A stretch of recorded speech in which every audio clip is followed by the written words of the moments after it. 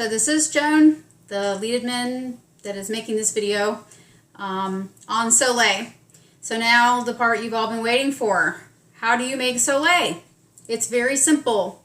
As we discussed before, the amount of water and the amount of salt do not matter, except that you want to make sure that you have enough salt in there that after 24 hours of sitting, it's going to still have undissolved salt in the bottom.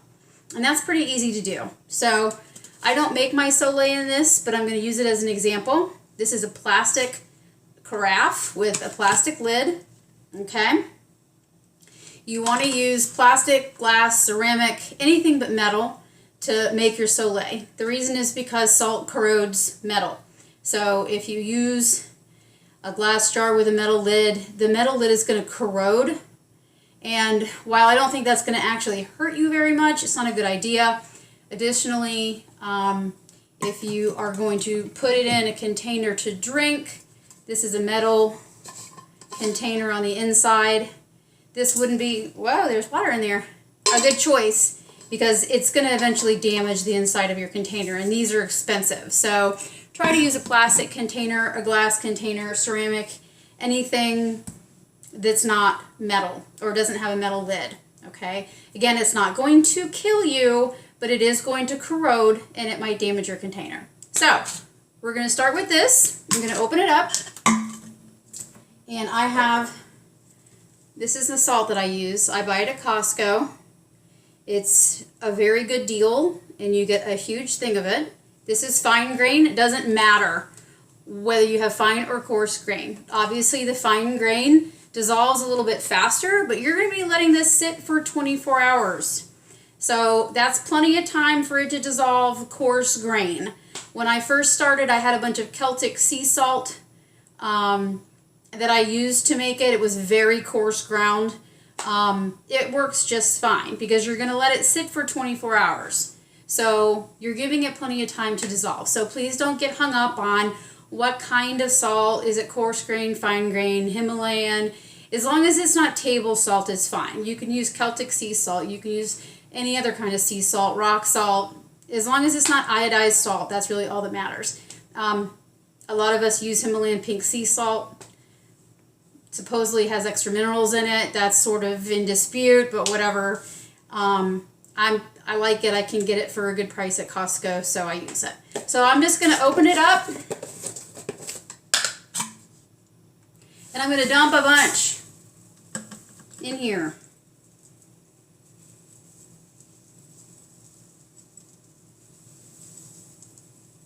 A few inches worth. Okay? Okay, that's a bunch. I'm not measuring. I don't care. It doesn't matter. Because the chances are that's going to be enough to make a saturated solution. All right? Don't put a teeny amount. Go big. Put a lot. Because it's better to put too much than too little. Because, again, we are trying to make a saturated solution, which means it has the maximum concentration of salt in the water that is possible. Okay? If there's not some undissolved salt in the bottom of your container in 24 hours, it's probably not saturated. So you want to put enough in here. I'll put some more just for the heck of it.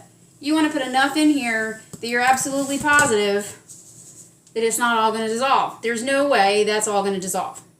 Next, I'm going to fill it up with water. I'm going to go to my spring water thing, and I'm sorry, this camera is fixed, so I'm going to walk out of frame for a second.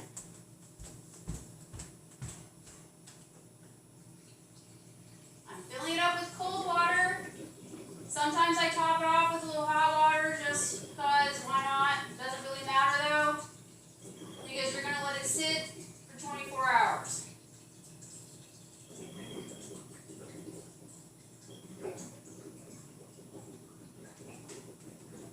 Alright, here I am. I did not measure the water. It doesn't matter. Okay? So, here's what's going to happen. I'm going to put the lid on it. This lid's actually cracked, so I'm not going to shake it or anything. You can shake it if you want. Actually, wow, this lid's really jacked up, so I'm definitely not going to be shaking it. But you're going to put your lid on. You can shake it up a little bit just to make sure that the salt gets really well distributed. and then you're going to let it sit in the cabinet or on the counter, not in the refrigerator. You don't need to keep this refrigerated because salt is really, really, really good at being an antimicrobial. Nothing is going to grow in here, all right? So it's going to be totally safe. And if you put it in the refrigerator, you're changing the temperature. And as we learned, less salt dissolves in cold than in hot. So some of it's going to settle out. And then when you measure the Soleil, it's not going to have as much sodium in it as you think, because the numbers that we give you are for room temperature Soleil. And we learned temperature affects the solubility. So this is going to go in the cabinet. Put the lid back on this. 24 hours, I'm going to check it. This is what it's going to look like. This is my actual Soleil supply. I just made some more last night. All right, so I dumped more salt into this. I do not change it out. When it gets low, I just add more salt and I add more water and I just keep cycling. Sometimes there's some sediment at the bottom that's not actually salt, it's undissolved solids. If you want to get that out every now and then, that's okay. But you don't have to. You can just keep dumping salt in there and then putting water in there. So when you get it out of the cabinet, because you're going to use some, don't shake it. We don't want this. We want this. This is the Soleil. This is water that has the highest concentration of sodium in it that is possible because science. Okay? So I like this container because obviously it's an empty sea salt container and it has a wide mouth. And the reason that's important is because when you're measuring it out by tablespoon, you want to be able to get in there and get it without disturbing the sediment in the bottom. So I can just do this, okay, and add it to my water that I'm going to be drinking. All right, if you have to tip it too much to get it out of there, you're going to disturb the sediment, and you don't really want that, okay? You want to try to get, it's not going to hurt you if you do get a little bit of the pink stuff in there and your Soleil's a little cloudy, but let's just try to avoid that, okay? Definitely don't want to shake it on purpose, all right? The salt is dissolved in the water, and that is what we want, okay? The water with the dissolved salt in it. We don't need this extra stuff at the bottom, okay? So you're going to measure out your tablespoons and you're going to put it in your drink. Now, I don't remember offhand. I will post in a later slide the exact amount of, it's 1,400 and something milligrams per tablespoon. And that's not enough. 1 tablespoon is not enough for a day. So you're going to have multiple tablespoons. Having said that, don't do that starting day 1. This stuff right here is very, very salty. It is very, very potent. And you will get horrible and immediate diarrhea, aka butt pee, if you overdo it on Soleil. And that goes for any time. You do have to work up to it. You will develop a tolerance. We recommend, a teaspoon at a time, and then, maybe a little later another teaspoon. You'll be able to do 2 teaspoons and then a full tablespoon. However, even for me, and I've been doing Soleil for, I don't know, over a year and a half, if I drink too much too fast, I will still have diarrhea. It happened to me yesterday. When I'm home on the weekends, it throws me off a little bit. Normally what I do is I pour some in a bottle and I carry it in the car with me. I drive around all day for work. And every time I fill up my water bottle, I pour a little in there until the bottle's gone at the end of the day. At the end of the day, sometimes I'm like, oh, I need to use the rest, and I'll dump a little more in there than I was earlier in the day, and I will rush home and have issues. So yesterday, when I drink it during the day, I drink some and then I wait like an hour, and then I drink more and then I wait like an hour, and then I drink more and wait like an hour, and that goes on all day. Well, on the weekends when I'm home all day long, I just keep drinking. And I overdid it a little bit and had a couple of episodes last night before I went to a movie where I was like, I hope this goes away before I go to the movie. And it did, but the bottom line is this is very strong. And you definitely need to work up to using this to supplement your entire day's sodium. Until you can do that, continue to use bouillon or whatever else you were using to supplement your sodium before. All right? Track it, and then you'll know. But make the transition to doing Soleil to meet your sodium needs slowly. Otherwise, you're going to be sorry. As I said, even I ride that line between, okay and way too much or a little bit too much that's going to cause me some gastrointestinal distress. So again, I want to emphasize the amount of water and the amount of salt that you put in here does not matter as long as you have undissolved salt in the bottom after 24 hours. This is not what we're tracking, what we're measuring. We're measuring this. And because science, we know in a saturated solution of salt and water how much sodium is in there per teaspoon, per gram, per ounce of water. We know this because science, okay? So don't make it more complicated than it is. This is very simple. You dump a bunch of salt in a plastic, glass, ceramic container. You fill it up with water. You put it in the cabinet, let it sit for 24 hours, and then you spoon it out with some type of plastic utensil. You can use a metal utensil. Touching it for that short of a period of time, it's not going to hurt. You just wash it afterwards. But I happen to have a plastic one, so I use it. Now, please dilute it. It's very, very unbelievably crazy salty. All right? I don't mind salty things. I actually like salty things. But for me, at first, I was like, holy crap. How is anything this salt? It's saltier than seawater. It's the saltiest thing you've ever tasted in your life. Okay, so some people do take it as a shot. I don't do that. You can. I think that it's better to get sort of a regular amount all through the day. Okay, which is why I add it to my drink as I go through the day. And then by the end of my work day, I've had my daily amount, which is an extremely high amount because I drink a lot of water. Okay.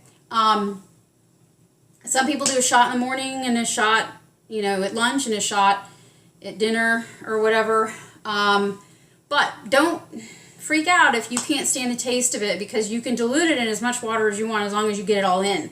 A lot of people use water flavorings like Mio drops to flavor their Soleil. So it makes it a little tastier, sweeter. I don't need to do that. I actually really like it now. I think that most people get used to it. Some people can't stand it and it makes them throw up. That's fine. You don't have to make Soleil. This is not a requirement. This is just one way that you can meet your sodium. Okay? So, that is literally all there is to it. Literally, that is it. You dump a bunch of salt in a plastic container, glass container, ceramic container. You fill it up with water. You let it sit. And then you measure out what is created by that, by the tablespoon, by the teaspoon, and you track the amount of sodium, which is a known amount. Just like we know how much sodium is contained in, any food item that you look up, okay? An egg has X amount of sodium per egg, okay? Soleil has X amount of sodium per tablespoon. It's that straightforward. So you don't have to do any crazy calculations. It is seriously the easiest thing ever. All right? Don't overcomplicate it.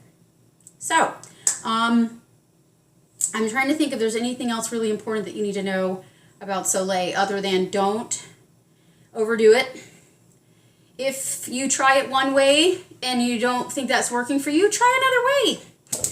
If you try to do a shot in the morning and oh my God, you were on the toilet, then try doing just a little bit, all through the day or at various points during the day, and then gradually increase that amount until, you can tolerate it. If you can't stand the taste of it, try mixing it with different things. Some people put it in their food and they cook with it.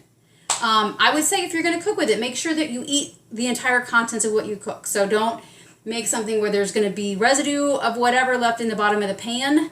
And also I wouldn't really want it to cook off that much. So if you want to add it to something that a liquid that you're making, put it in your scrambled eggs maybe. I'm not really sure how cooking affects it, but some people do that. Some people add it to their bouillon, which seems crazy because bouillon's already crazy salty, but some people do. I would say experiment with using different flavor drops, Crystal Light, Mio, whatever. Try drinking it with larger amounts of water. So just put a small amount in a big thing of water and then increase the amount. But you will develop a taste for it. You'll get used to it because, you know, I did, and most people do, I think. And even some people get to the point where they think water tastes weird without Soleil in it. So, all right, the next section we're going to talk about how to track Soleil, and that's really the last step. I gave you a bunch of science because we've already had a very straightforward kind of bare bones video available on how to make it, but we get so many questions from people about Soleil that I started to understand over time that people don't understand what a saturated solution is. They don't understand some of the basic chemistry that makes this work, and it's causing a lot of confusion, and people are asking an inordinate number of questions about something that's really basic. So I thought that I would just give you all the facts so that you understand what you're making and why it's really this simple, okay? Because this is seriously it's easier than any of the other things that we do on this diet. It's easier than trying to track your meal, okay? It's the easiest thing ever. It's literally dumping salt into water. That's it. That's all you have to do. No measuring or anything. You do have to track your macros, but that's like what you're doing with everything else, right? So 1 teaspoon of Soleil equals whatever. And there's actually Soleil entries in most of the trackers already. But we're going to go over how to track in the next section. So I hope that this video is helpful for you guys. I hope that you understand now all the science behind it. I gave you a ton on why we have to why we have to supplement electrolytes, what does sodium do for us, what's a saturated solution, right? How to make a saturated solution. And now, finally, the easiest part is actually how to make the Soleil. So just remember, we have the most concentrated possible solution of salt and water in here, and the amount of sodium in it is known. If it is saturated, which means if there is residue at the bottom, it is saturated, and if it is, then we know exactly how much sodium per teaspoon, tablespoon, whatever there is in it, okay? If there's not residue, sediment in the bottom, then that means you're not making a saturated solution. More can be dissolved in there, and then we don't know how much sodium's in there. So that's really the only thing that's important, this part, okay? So that's it.